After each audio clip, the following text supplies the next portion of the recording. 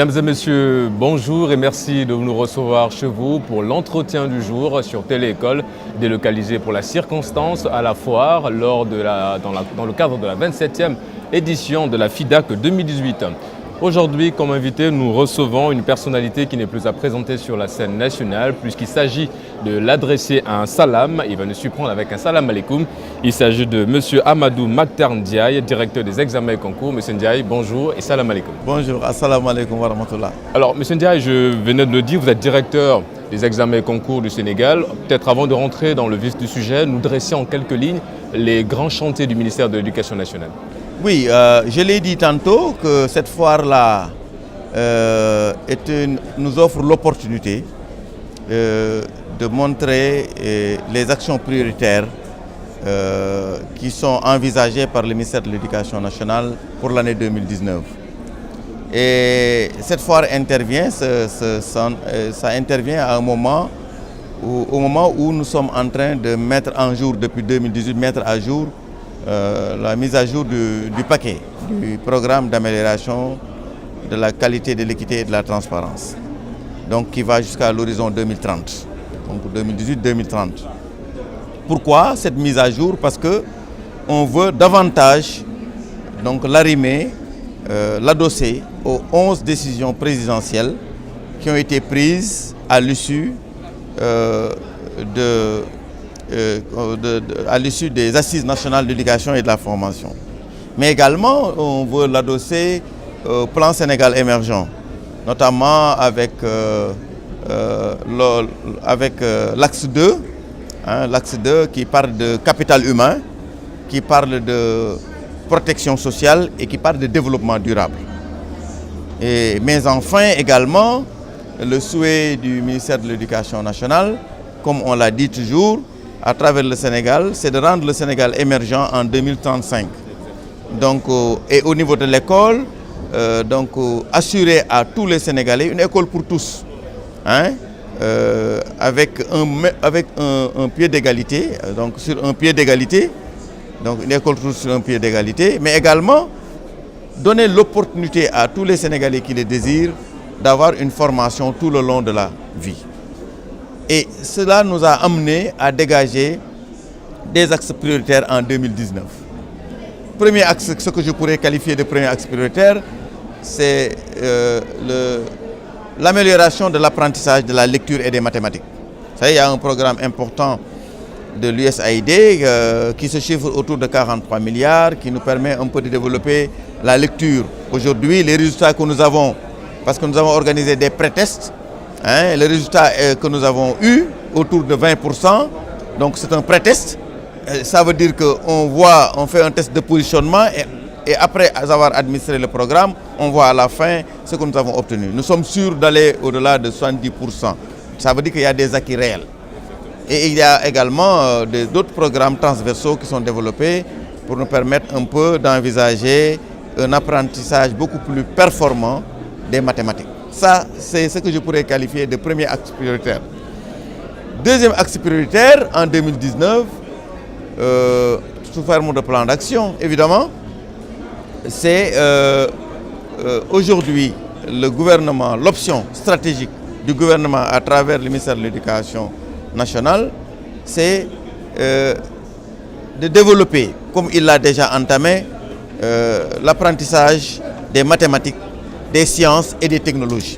Je l'ai rappelé tantôt dans mon speech. Vous savez, le lycée scientifique d'excellence de Diourbel fait aujourd'hui 3 ans.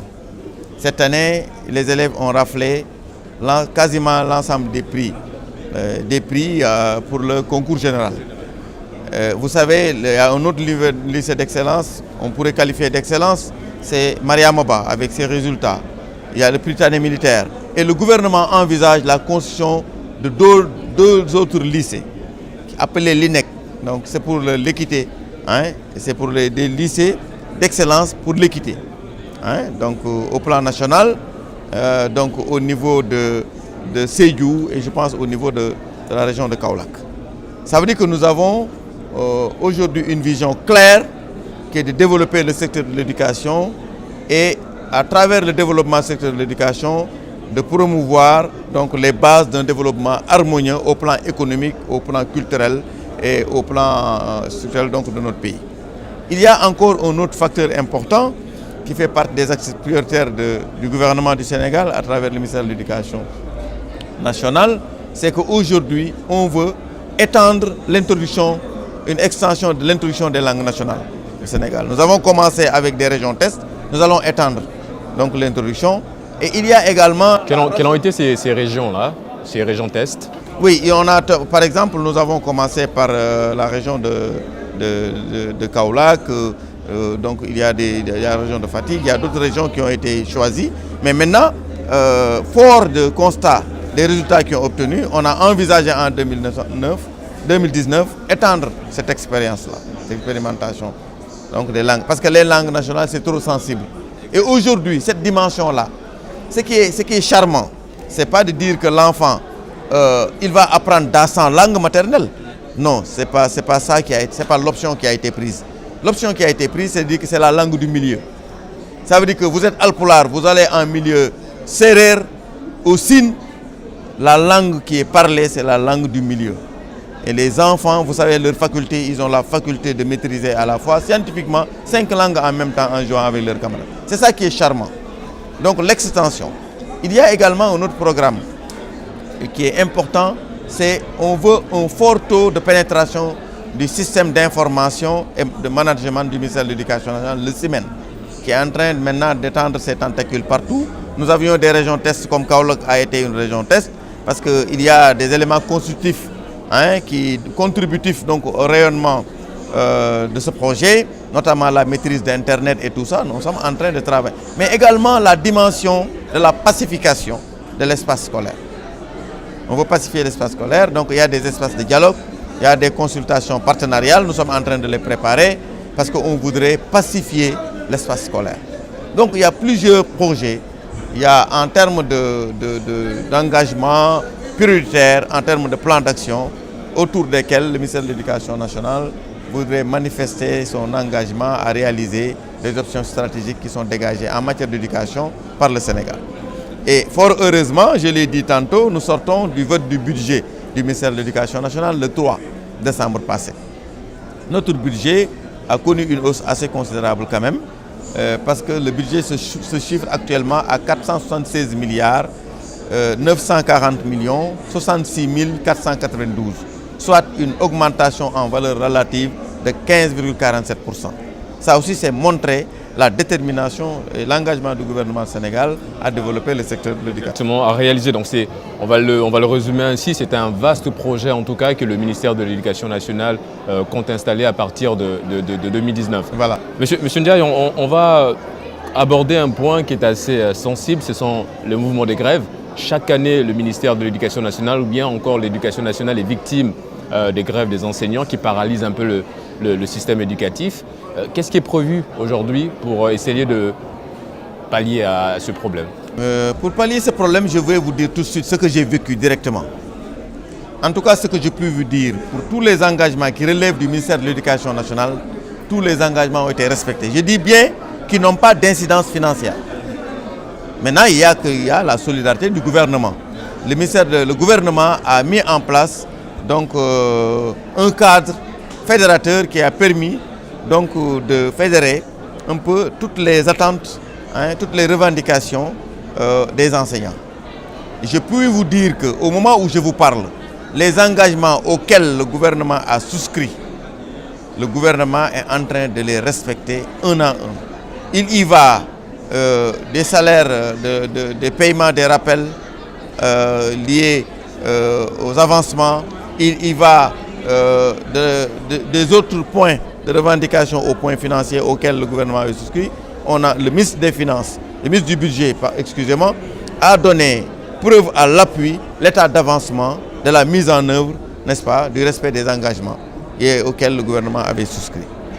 Pour le ministère de l'Éducation nationale, monsieur le ministre Mbaye Thiam a toujours opté pour des concertations partenariales. Pour la première fois, il y a 3 ans, on s'est rencontrés à Saly pendant 5 jours pour discuter avec les partenaires, pour discuter avec les chefs de service au niveau déconcentré, pour discuter avec la société civile, pour discuter avec les syndicats, pour voir comment anticiper, mettre en place un dispositif d'anticipation des crises. Parce qu'une crise, on ne la règle pas, on la gère, on met en place un mécanisme d'anticipation.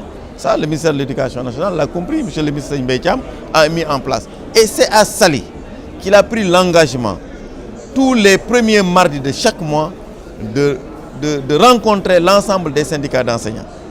L'année dernière, en dehors des 10 rencontres qui ont été prévues, il en a ajouté 2 rencontres extraordinaires qui ont permis de discuter sur des points exhaustifs de revendication des enseignants pour anticiper sur ça.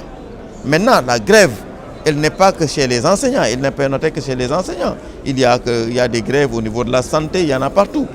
Maintenant, ça devrait être une affaire nationale.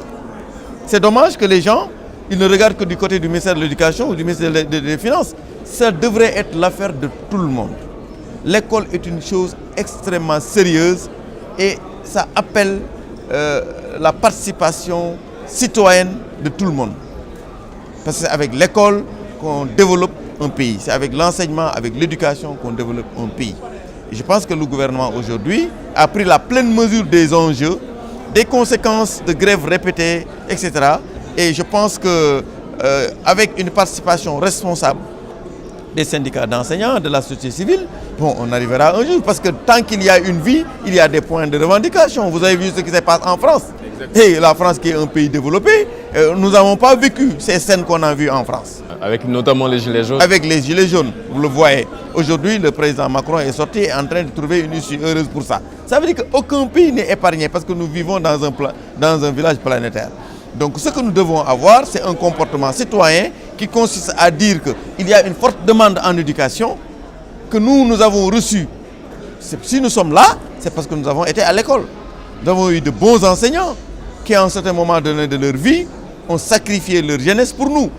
Donc nous avons l'obligeance nous-mêmes aujourd'hui de rendre la pièce de la monnaie. Ça ne veut pas dire que nous devons taire nos revendications au plan professionnel, mais ça veut dire que nous devons toujours essayer de chercher à trouver des solutions pour régler ces problèmes-là, sans lesquels on ne peut pas développer un pays. On ne peut pas développer un pays dans l'anarchie. Exactement. Et d'ailleurs, le chef de l'État, son Excellence Macky Sall, pose en tout cas l'éducation comme étant l'épicentre même de son plan, le PSE, le plan Sénégal émergent. Monsieur Ndiaye, vous êtes à la tête des concours, des examens et concours. Chaque année, on observe des fraudes. Est-ce qu'aujourd'hui, vous avez un système pour contrer justement ça? Mais heureusement que vous avez dit qu'on assiste à des fraudes. Vous n'avez pas dit qu'on assiste à des fuites. Parce que la fraude, il faut interroger notre société. Elle est partout, la fraude. Quand on ment, quand on ne dit pas la vérité, ou quand on ment pour avoir quelque chose, on est en train de frauder.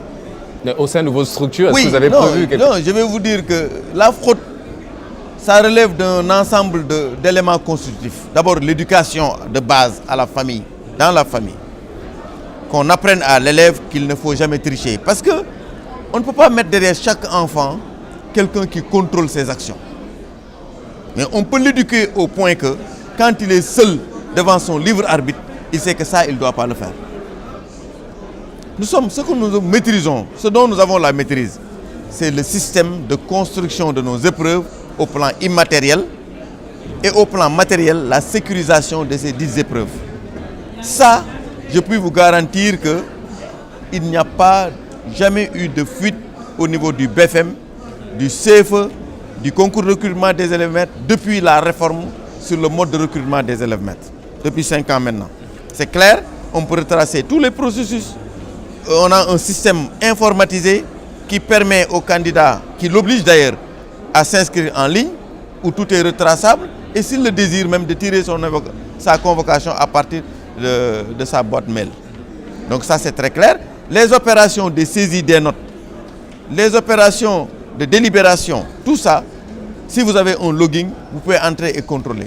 De telle sorte que si aujourd'hui vous aventurez à travers votre login de modifier quoi que ce soit, le ministre de l'Éducation nationale dans son bureau, moi et un autre, peut constater que vous êtes entré à telle heure, à telle date, et vous avez fait, voilà la modification que vous avez faite. Il y a vraiment une base de données qui est... Une base de données solide avec un système de sécurisation très fiable à 100%.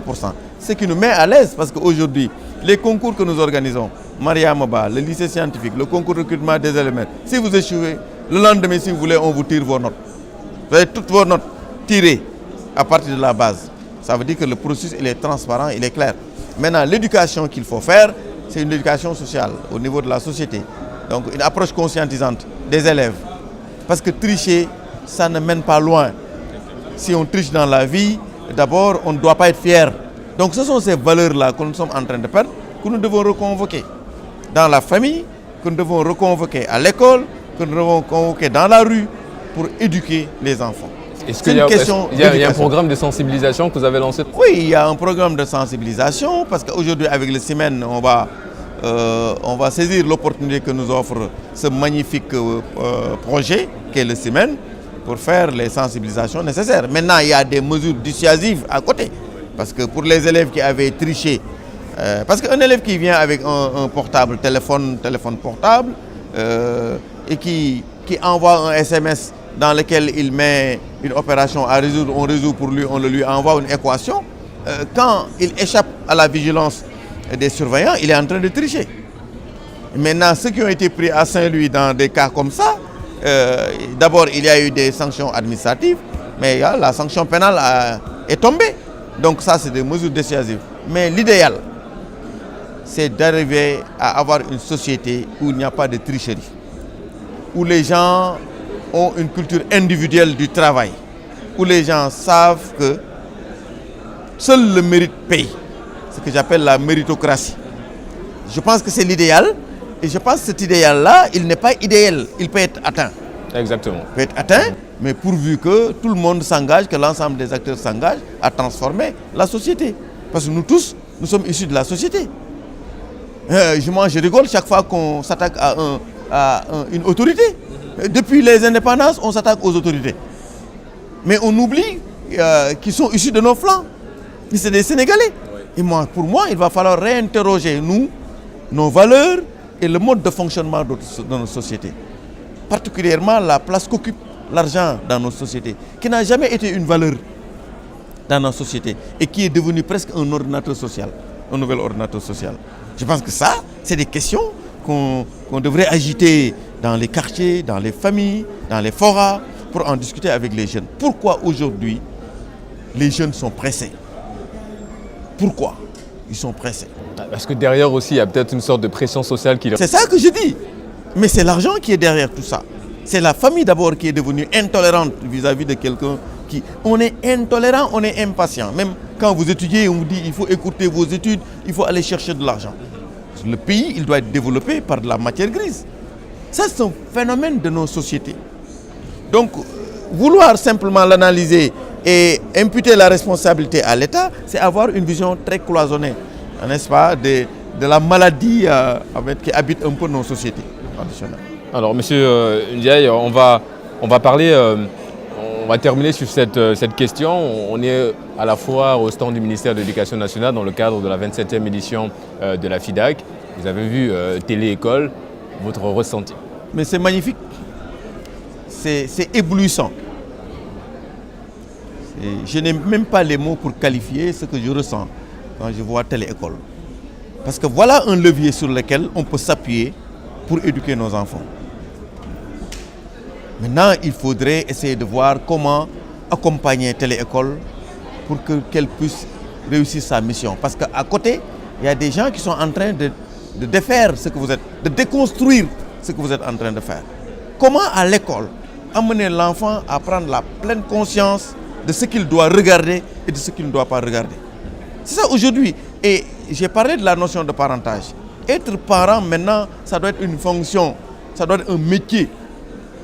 Comment aller à la maison encadrer son enfant de manière à ce que quand il est seul, avec son libre arbitre, qu'il sache que ça, c'est pas ça qu'il doit chercher dans Internet. Mais malheureusement, on assiste à un fléau où on a beaucoup de parents démissionnaires justement de ce rôle. Oui, mais ça, il faut une conscientisation des masses, mais il faut un travail d'accompagnement et même des mesures coercitives au niveau des chaînes de télévision, privées comme publiques. Parce qu'il n'est pas question qu'on laisse à travers des émissions un peu attractif chez l'enfant parce qu'il relève un peu de l'aspect ludique du jeu. À travers ce jeu-là, on corporalise l'attention on capte l'attention des enfants, on lui sert un plat qui n'est pas digeste. De toute façon, s'il le mange, il va poser des problèmes à la société demain. Je pense que ça, il est temps qu'on prenne des mesures coercitives à ce niveau-là et qu'on protège. Vous allez en Europe, dès que vous sortez un film qu'on mette interdit à moins de 15 ans ou moins de 10 ans, tout de suite l'enfant a le réflexe de se lever pour dire que moi je ne regarde pas ça. Moi j'ai vécu ça avec des enfants. Un enfant à qui vous donnez un chocolat, il vous dit non, il faut que je demande la permission à mon parent. Parce qu'il faut que je protège mes dents, etc. Je pense qu'on peut en arriver là parce que le Sénégalais a du génie. Mais il faudrait qu'on veuille le faire et qu'on ait l'engagement en amont comme en aval de l'ensemble des populations. Je pense que ce que vous êtes en train de faire est révolutionnaire. Il ne faut pas vous lasser, mais il faudrait que vous soyez accompagnés et que vous soyez vraiment épaulés pour que vous puissiez réussir. Pour que cet exemple-là puisse essaimer, qu'il y ait un bon maillage de la télé-école et que ça soit un programme qui est suivi par les élèves à des heures connues. Je pense que le ministère de l'Éducation nationale est prêt, je peux le dire au nom de monsieur le ministre de l'Éducation nationale, à vous accompagner dans cette entreprise de construction nationale. Parce qu'en réalité, c'est une entreprise de construction nationale et d'éducation de nos enfants. Merci encore, Monsieur Ndiaye. Je rappelle que vous êtes directeur des examens et concours. Vous représentez le ministère de l'Éducation nationale. Merci d'avoir répondu à notre invitation. C'est moi qui vous remercie. C'est la fin de cet entretien. Nous vous donnons rendez-vous donc demain à la même heure sur Téléécole. Et d'ici là, n'oubliez pas de nous suivre sur les réseaux sociaux, YouTube, Facebook et Twitter. Et d'ici là, quoi qu'il arrive et quoi qu'il advienne, gardez le sourire.